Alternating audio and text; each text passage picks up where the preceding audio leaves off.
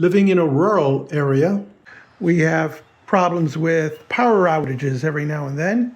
So I was looking for a way to bring power into the house externally.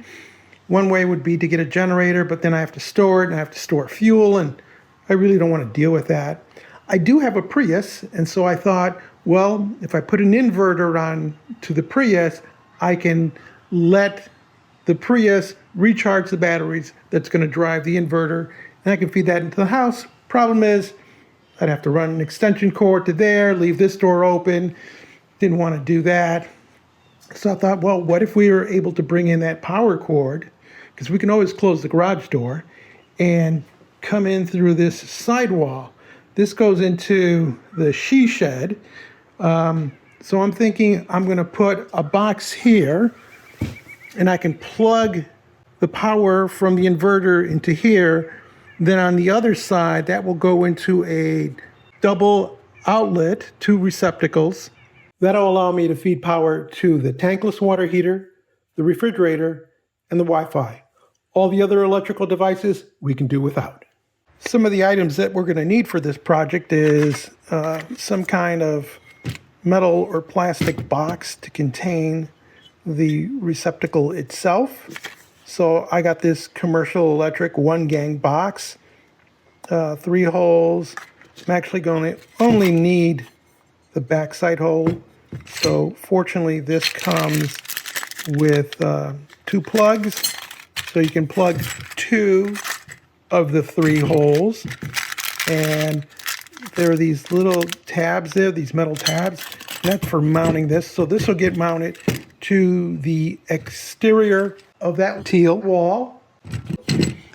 Then I need to put in 515p plug, which is this one. Now this one's weatherproof, which is a bit of an overkill because, you know, it's indoor, but it'll also just close it off and just kind of protect it a little bit. So I'm okay with this. These are a little bit expensive. So I'm going to have to come off with a ground, hot, and neutral off of this. That attaches to here. There's a weather stripping that's also in the box. That comes out of there. Coming out of there, I got this little gizmo. This fastens to the back of the box, like so. Then the cable runs through it, and then this outside fastener actually, when it tightens, it holds the cable in place. And for that cable, I'm just going to make a little hole, put it through, and there's a stud right there. So I'll probably be on this side of the stud. So I'll make a little hole for the cable to go through, and then on the other side, and when I say the other side, this will actually be offset, so the boxes won't be back to back. They'll be offset because while this one only has this much of a protrusion into the wall, this double gang box is a bit deeper. So I want to give this as much space as it needs. This will have double receptacles. So I will take the cable from here, feed it into here, pigtail my neutral, my ground, and my hot to each of these plugs, right? So each of these receptacles will get its own feed. In case, you know, one receptacle goes bad, if I just came off of one into the other directly, then if this one went bad, it would also take this one out. By pigtailing it, it actually makes the installation a little bit easier, and we'll show you how I do that. So in essence, this whole contraption, once it's wired together, will be dead until I plug in some power source. Now, it could be a generator, and if you're actually using a generator, you may want to use something other than the 515p, because this is only for my purposes of using the inverter.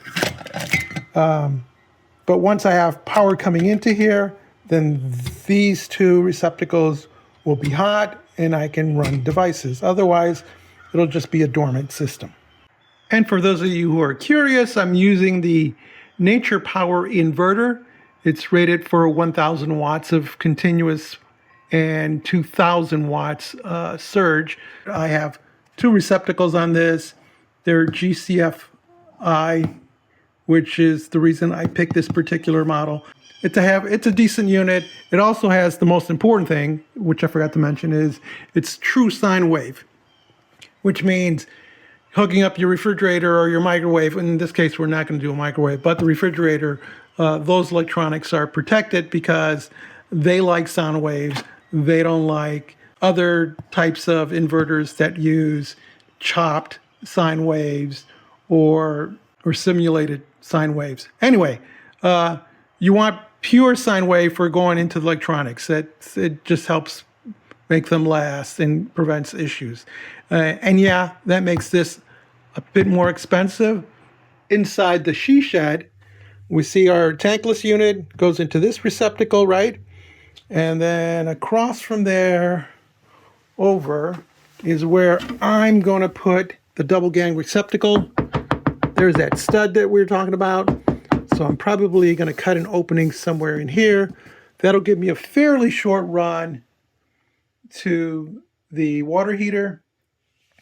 And then I could do a separate run for the refrigerator and for the router. Where shall we start first? I'm going to start by covering up the threaded holes that I don't need on top and bottom on the threaded box. These are plastic, and you can just screw them in with a screwdriver, a coin, even with the tab that they give you. So you want to do that, get that out of the way. I'm also going to take my little plastic, honest, I don't know what this thing's called, but I happen to have it in my kit laying around in the garage, and I know it's going to work, but I'm going to screw this thing into the back of the box, because I need to make sure that when I make that hole in the wall, that it's big enough to encompass this whole protrusion. And then over on the receptacle side, there's a little grommet gasket that goes on the back. So I'm going to place that in here, because once I put wires through the back of this box into here and connect them here, I won't have the ability to insert this anymore. So this is just pre-planning getting it out of the way. Using the box as a guide, we mark where we want to drill our hole. I want to be on the right side of the beam for this. I have a 1-inch bit on here, which I'm hoping is big enough. We're going to find out shortly. Then we cut a hole.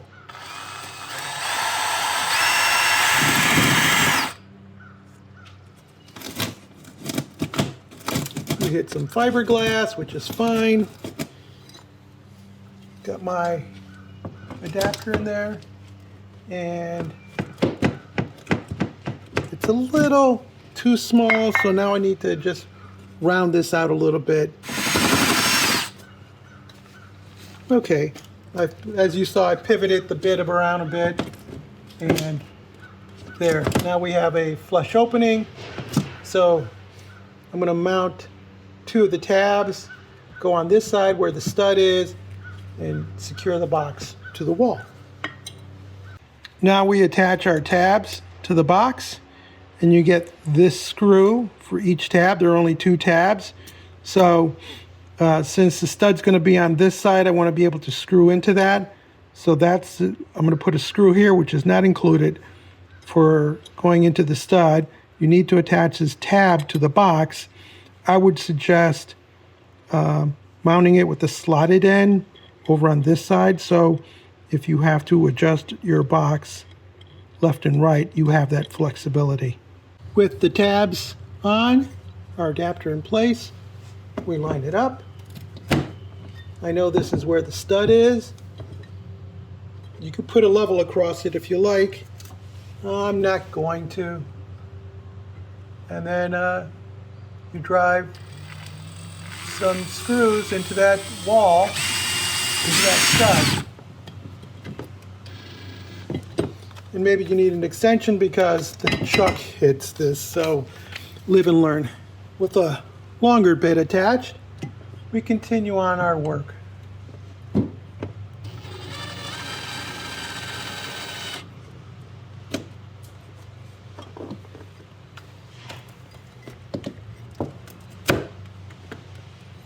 I want to make sure that that is probably going to take that back out, because you see it's a little cockeyed to the right, so I want to go counterclockwise a little bit. So I'm going to pull that out, adjust the screw back here, and then reset it. With the tabs adjusted, I drive the screw in, and then we do the second one.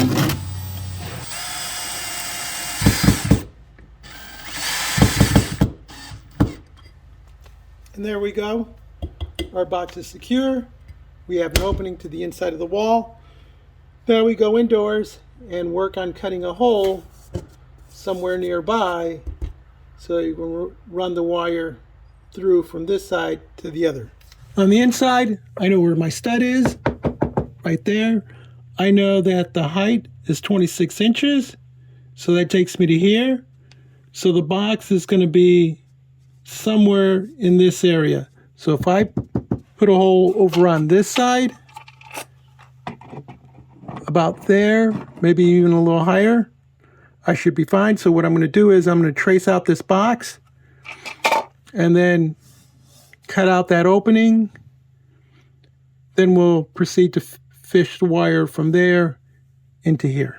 One thing I failed to mention, make sure that there are no pipes or electrical connections going in the area that you're going to be drilling.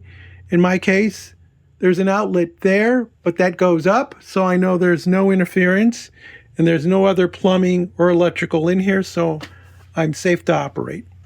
With the box outlined, and I tend to make these a little smaller than I need because I'd rather make them smaller than too large, I'm going to use this Dremel multi-tool and just cut down the sides. If you don't have one of these, you can come in with a drill, put a circular hole here, and then use a straight edge and cut your way up and across, either with a jigsaw, a hacksaw, just most cutting tools. So there are several ways of approaching this. I happen to have this, so it makes it easy for me. With the multi-tool, I tend to score around the area, then I go in for my cut.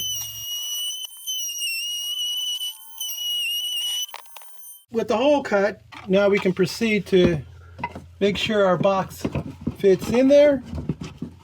And if not, then we make any necessary adjustments. It looks like our box is going to fit right in there without any issues.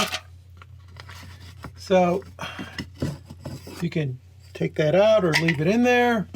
And now what I'm going to do is find the plug, which I just did because it's right there. You know, I love math. So now what I'm going to do is feed the wire in from the other side, catch it, pull it through, pull out enough to work with, and then we can start wiring things. For wire, I'm going to use 12-2. So what I do is I just put a little slight curve. Just put a little curve on this cable, like about so much. You poke it through, you'll hit the wall on the other side, but then you just kind of just do this with it, and it'll eventually slide over and come out to the other side. So I got plenty of line going through here. So let's take a look and see where we're at on the other side. Back on the inside, we look in our opening, and there's our cable. I'm not only going to need enough to do the receptacle, but remember I'm going to do some pigtails. So since I need a hot, a neutral, and a ground, I'm going to need probably another foot and a half just to be on the safe side, the cable coming through. So we'll do that next. Then we'll run the wire through the box. So I got plenty of wire coming through here. I'm going to take about, let's see, a span, maybe 9 or so inches. Cut that. Actually, what I'm going to do is, instead of cutting it, I'm going to cut the jacket. I'll show you why. Because if I only cut the jacket, then I pull on it, I get rid of the jacket. Now I have the 3 wires that I need for my pigtails. So then I'll just prep these. We have the ground, which just is bare. And then I'm going to need to take some insulation off both ends of this. So you're going to cut this twice so that you end up with 2 grounds, 2 neutrals, and 2 loads. Because remember, we're going to 2 receptacles. So what we're going to do is we're going to tap into the black, tap into the neutral, tap into the ground, and then feed that to each of the receptacles. Our next step is to run this wire into the box, and it has little tabs, little plastic tabs on the bottom. And you're just going to push. You may need a screwdriver. Sometimes they pop really easy, other times not so much. But the purpose of these tabs is once the cable goes in there, it's really hard for the cable to pull out, and that's what you want. So instead of screwing it down like we used to do in the old days, these tabs keep everything in place. So let's see if I can pop this one. There, you heard that snap? So now the cable just literally goes in there. And I'm going to feed from the bottom only because it's coming from the bottom. I could loop into the top, but no real reason. And now we're going to pull enough wire to get it out here, probably another 6 or so inches, so that it can fold back and I have plenty to work with. A quick tip that you may want to do is you may want to score the jacket of this so that, like we did earlier, by scoring that jacket, once we push it through and that part of the jacket gets to here, then I can just pull this off without having to go in there with a cutting tool and possibly nicking the wires. So it just makes it a little easier to do it that way. Okay, so we have the cable in, wires are out. Now it's time to mount the box, and the way this works is there's this tab here, and when you turn the screw, the tab goes up. It'll continue to travel forward until it catches the back of the paneling and thus securing the box. There's also one at the bottom left, so make sure that's not down when you're trying to push the box in, because that'll bind things. And if you have to, you can always go back and just make minor adjustments to make sure that your box fits in flush.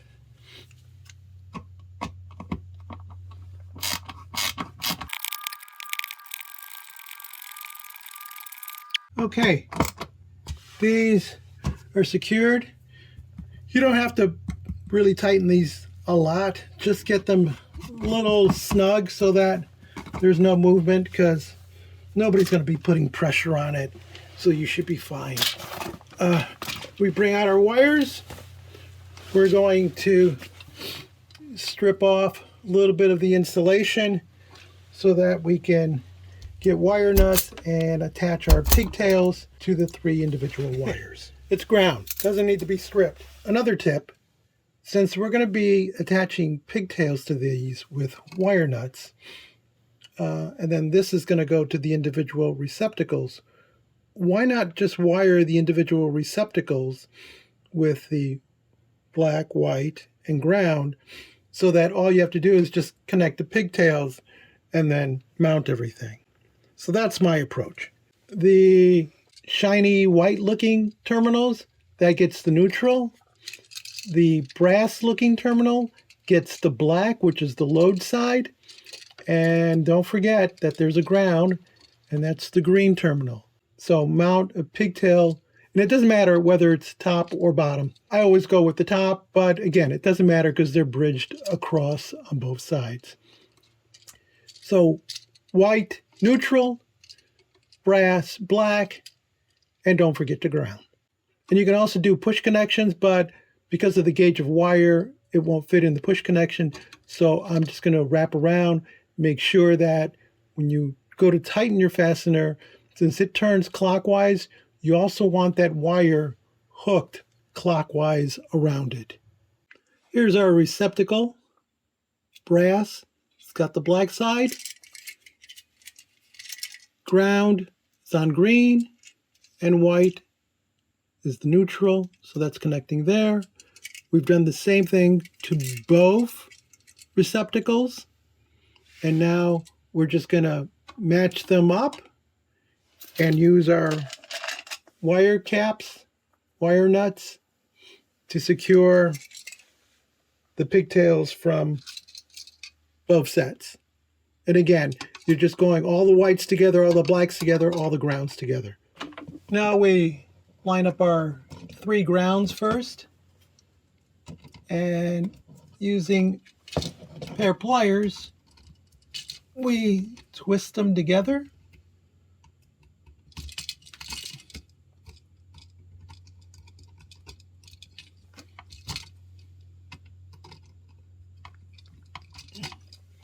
And then we're going to apply a wire nut to this connection. And some people may say, oh, you twisted them together, that's plenty. But there's sharp ends on that, so you don't want it damaging anything.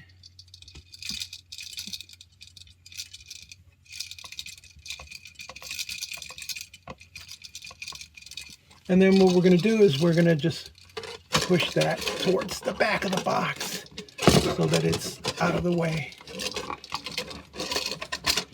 And now we're going to do the white. We save power for last. And it's the same procedure.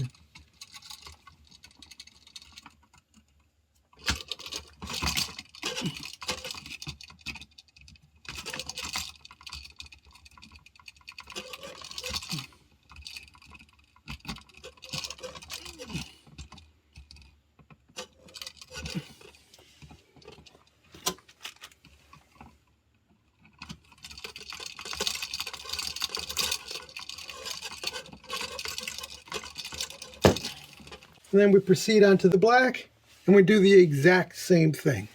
With the black and the white and the ground all wired nut together with the pigtails, you can decide which way you want your outlet to face. Ground up, ground down. There's no code in the US, so in regards to that, so I just go ground down because that's what I have in the rest of the house.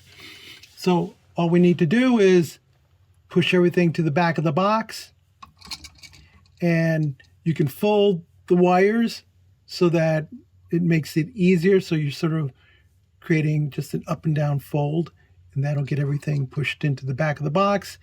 Then we have these 2 screws here. They go here, here. Same thing for this side. And then we'll be able to put on our wall plate. I like covering the terminals with a little bit of electrical tape. It's not required. It's just a personal preference on my part. I've seen electricians who do it and others who attest it. So you decide whether or not it's for you. When you drive these screws in, I like to leave them a little loose so that you can make any adjustments when you go to put on your wall plate and you see things aren't lining up right. So they don't need to be tightened down to the point where you can't move anything. Here's the final look with the faceplate on it. Now we complete the installation on the other side. The box requires grounding, so we run some grounding wire out of that. It's going to connect to the ground terminal on our receptacle, which is also going to connect to the ground that's attached to the cable coming from the other side of the wall. We attach the ground inside the clamp, tighten the screw. You do the same thing for the neutral, which is the white screw on this side, and then there's a brass screw on this side. That'll take your black cable, then kind of just fold them up so that you can close up the box. Make sure those are fairly tight, because you don't want those coming loose. And recall that ground that came up from there? Well, we just brought it in. You see there's 2 wires coming into this one terminal, and so they're tight.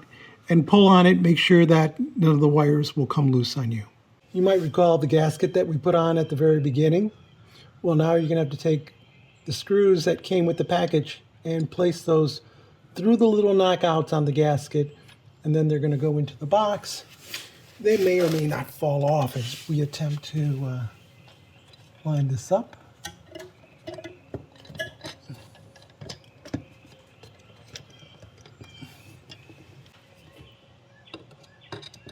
Sorry if I'm blocking the view.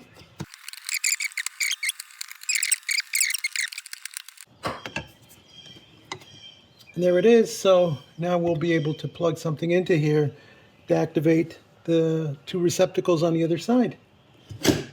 But you're saying to yourself, how do we know this even works? Well, let's test it. I've plugged in an extension cord to an active outlet. We come over here, bring the other end to our receptacle, and we plug in. So now this is energizing the 2 receptacles on the other side. Let's make sure. On the other side of the wall, we use our receptacle tester. 2 yellow lights indicates that everything is wired correctly. And as you see, we have power and everything is a-okay. If you found this video interesting or useful, give us a thumbs up, leave us a comment, join the subscription team. They help to make these videos possible. And as always, thank you ever so much for watching.